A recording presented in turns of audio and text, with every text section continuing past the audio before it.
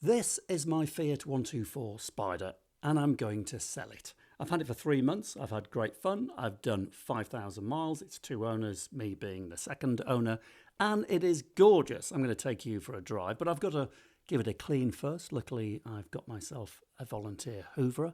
Hate hoovering, but this car is so gorgeous and so small, it takes no time at all to clean it. And whilst you're cleaning it, you're just admiring the body. I mean, it seriously is a piece of art on wheels. Anyway, there we have it. It's all sparkling, ready to be photographed and put online. And there it is, all nice and clean. It's a rare thing, this. It's a modern classic, and I think it's got every single extra for a Fiat 124 Spider. So let me show you around. Including, by the way, that red badge on the grille, the 124 Spider badge. Yeah, I think it's loaded. We've got it in the bronze metallic, which is a super colour, changes in different lights. Very, I think, 1970s. And when you look at the front end of this thing, it really is a little throwback to the 1970s. 14,000 miles, 5,000 by me, black leather, heated seats. See the rack on the back? That is factory Fiat. I think they cost about £1,000. This is the automatic, incredibly rare, great box. You've got the manual option as well. You've got climate control, so that's over and above standard air conditioning. Sat nav as well, good system that. And talking of good systems, it's got the Bose sound system, that's pretty good. It's got a reversing camera, which I found quite strange, I must admit. Well, I say that. I did find it strange in the beginning because I thought the car's so small. It's got the reversing bleepers. You don't need a camera. But when you've got a camera, you just use it. And in actual fact, it's been really handy, as has that rack. You'd be surprised how many times I've used that for carrying antiques and stuff. The boot is good as well. Good size boot there. It's got cruise control. Great driving position. I'll get to that. I've done some big miles, big motorway miles in this car. And it shocked me just how good it was as a mile muncher. Obviously, got electric windows, ABS braking, that kind of thing. What else has it got? Oh, it's got the washers on the front headlights, got the dusk setting on the lights, and rain sensors on the wipers. And this has just got to be the quickest manual convertible roof in the world. Count the seconds. How many was that? Didn't even give you time to count. Let's go for a drive.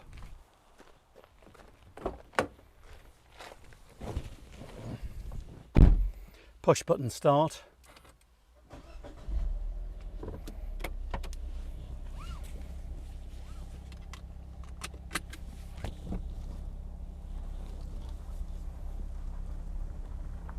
It's a great place to be.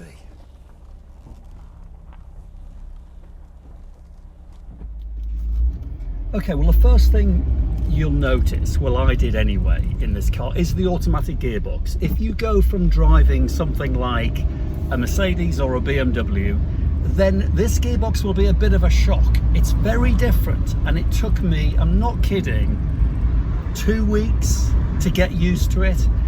Once I got used to it, it's really enjoyable and characterful. So what do I mean by that? It's a bit snatchy. It sounds sometimes like the car is on its limit, that you want to change up, or it can't go any quicker, but you know it's got loads of life left in it. I suppose it's something to do with this little 1.4 turbocharged engine. It's just so different to, you know, a big German motor that I'm used to. But I mean, let me see, if I'm not going to break the speed limit, but I mean, it absolutely tears away. Listen to it. See, it's whining. If that was a BMW or a Mercedes, it would have changed up. Feels like it's late. Sometimes it feels like it's slow. It's just characterful. You get used to it. Your foot plays around with it, and it's loads of fun. And if you want to drop it into your manual mode, dead easy. Just click it across, and it's up and it's down. I did that for a while, but to be honest with you, I just love this box. It is just so much fun. And I'm not kidding you. I I'm not a fast driver, I promise you. I hate people that drive fast. It doesn't take a good driver to drive fast. Generally, most people that drive fast are bad drivers. But if you want to overtake something, you want to just pull away pretty quickly. Let me do it again. It is a shocker. So I'm doing, what am I doing? 45 miles an hour. Speed limit down here is 60. I'll just drop it. And it just, wow. I promise you, it's like a really quick, chipped Golf GTI of old. And what about wind noise? Well, it's pretty good. I mean, obviously I don't have any hair, so I don't have any issues in that department, but I've had, surprisingly, you may find it, a number of people in this car with long hair. Yes, women with long hair, none of whom have complained about their hair being blown all over the place, and none of whom have worn a scarf. So it's really well designed. Good driving position. I mentioned before that I've done some big miles. Well, I say big miles, 250 miles to London, 250 miles back again, a few visits for filming and that kind of thing. It is genuinely effortless, brilliant driving position. I've got a Mercedes E-Class estate which I use as well as this, and I promise you this is a better driving position. The E-Class, when you jump from this to the E-Class, you feel like you're sitting upright in an armchair. It's odd. This, you've got that slope to it, and even though it's a small cockpit, it feels like there's lots of room. And when you get out of it after a really long journey, I'm going to go as far as to say I'm less tired driving this on a long journey than I am my E-Class. And I know exactly what you're thinking. You're thinking, listen, if that car is that good, why the hell is he selling it? Well, let me tell you, cars, antiques and art, they come and go in my life like there's no tomorrow. That's just the way I am with these things. I've loved it, I've enjoyed it, but guess what? I am desperate for a Mercedes-Benz Marco Polo. Yes, I am going the camper route. I've succumbed. I'm going to be a camper driver. And what about for touring around? Storage? Well, the boot is surprisingly big in actual fact. You get, enough for two people for a couple of nights away. You've got a good old cubby hole here, which is very deep. Got a hidden little box behind one of the seats. I can't remember which one it is.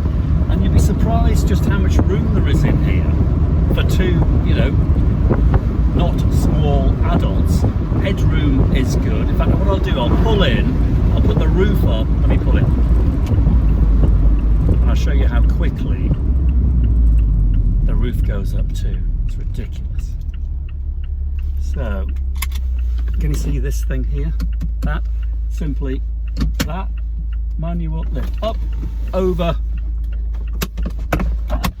and done. A great design. And build quality, I was a bit worried about Fiat build quality. It's as good as any. Listen to that. Just crazy. See, whining, and then it goes again. It's an odd box, but you will get used to it. It's quiet. A little bit of wind noise here, a little bit of wind noise over there, but absolutely to be expected and nothing. Look at the headroom, plenty of space. It's just fantastic. You're probably not bothered about miles to the gallon. I am. I always worry about miles to the gallon. And driving big old Merc diesels, I've been spoiled for years, doing 47 on a run down to London. This will do 35 on a run down to London. So, bizarrely, it's more expensive to run in fuel than a big old Merc. But it's one of those cars, and I was talking to a mate of mine recently who drives a Bentley, and he loves his Bentley, and it does like no miles to the gallon. But he said to me that every time he fills it up, he doesn't care. He watches the pounds pour into that tank, and he says it's worth every penny. And this is exactly how I feel about this car. Even though it's doing 10, 12 miles to the gallon less than a Mercedes, it's worth every single penny, because it's much more than just getting from A to B. You have fun doing it. It makes you smile, and on top of that, it's beautiful to look at, and even better, you just don't see them. If you want to be a bit different, this is it.